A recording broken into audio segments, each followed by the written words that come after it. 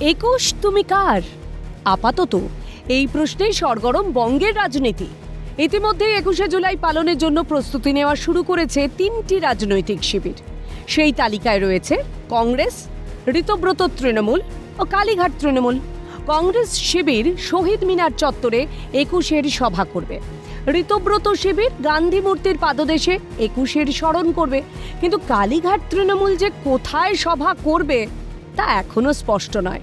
তার কারণ ইতিমধ্যেই পুলিশের পক্ষ থেকে কালীঘাট শিবিরকে ব্রিগেড ময়দানে সভা করার কথা বলা হচ্ছে। কিন্তু অতীতের দাম্ভিকতা ধুয়ে মুছে সাফ হতেই ব্রিগেডে সভা করার দুঃসাহস দেখাচ্ছে না মমতা শিবির। হাতে গোনা যে কজন আসবে তাদের নিয়ে ২১-এর শহীদ স্মরণ ধর্মতলার ডোরিনা ক্রসিংয়েই করতে চায় তারা, যদিও এখনো মেলেনি পুলিশের অনুমতি। পরিস্থিতি এমন পর্যায়ে যাচ্ছে, মমতার শহীদ স্মরণের প্রাসঙ্গিকতাই এখন প্রশ্নের মুখে দাঁড়িয়েছে। টিএমসিদের মধ্যে কে এগোলো আর কে পিছলো সেটা নিয়ে চিন্তা নেই। পুরো পশ্চিমবঙ্গকে যারা পিছিয়ে দিয়েছে তারা নিজেদের মধ্যেই কম্পিটিশান করতে পারে, সারা ভারতের সঙ্গে কম্পিটিশান করতে পারেনি। তাই বাংলাদেশের সঙ্গে জোড়া চক্রান্ত চলছিল, তার থেকে বাংলা মুক্তি পেয়েছে। সামনে তাকান, এগিয়ে চলুন, যে পিছনে থাকছে থাকুক।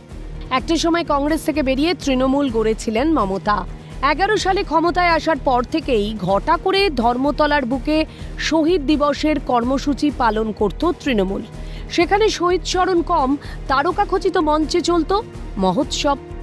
রাজ্যে পালা বদলের পর সেই সংস্কৃতির অবসান ঘটতে চলেছে। পরিস্থিতি এমন জায়গায় যে দলও হাতছাড়া হওয়ার জোগাড় মমতার হাত থেকে। আর এখানেই প্রশ্ন উঠছে, তাহলে ফের কংগ্রেসের হাতেই ফিরবে ২১-এর সভা? আমরা যখন কংগ্রেসে ছিলাম তখন বর্তমান মুখ্যমন্ত্রী, প্রাক্তন মুখ্যমন্ত্রী সবই তো কংগ্রেসে।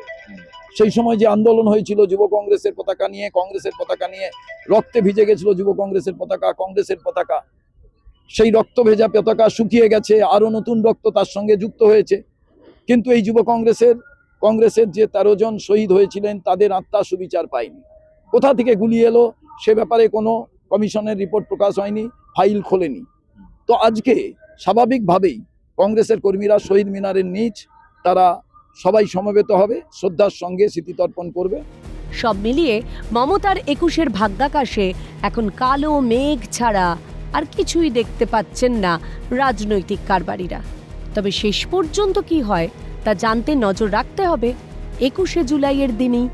ক্যামেরায় সমীর হাওলাদারের সঙ্গে সুব্রত বন্দ্যোপাধ্যায়ের রিপোর্ট, ক্যালকাটা নিউজ।